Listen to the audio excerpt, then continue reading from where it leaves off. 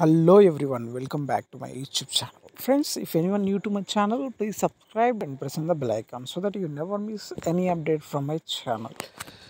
Friends ప్రతి సంవత్సరము మన భారతదేశంలో జనవరి 24వ తేదీన బాలిక జాతీయ బాలిక దినోత్సవం జరుపుకుంటాము.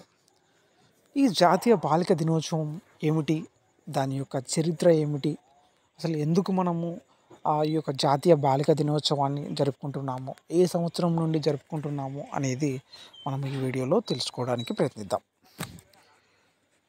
ఓకే ఫ్రెండ్స్, మన అందరము ప్రతి సంవత్సరము కూడా జనవరి 24వ తేదీన ఈ జాతీయ బాలికల దినోత్సవాన్ని జరుపుకుంటాము. ఎందుకు జరుపుకుంటాము ఈ జాతీయ బాలికల దినోత్సవాన్ని ముఖ్యంగా అంటే,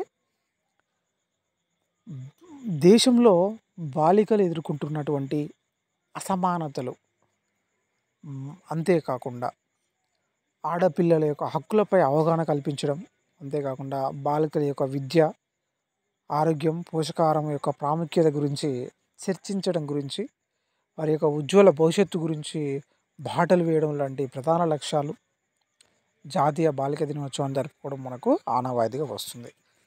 సో దీని యొక్క చరిత్ర మనము గమనిస్తే,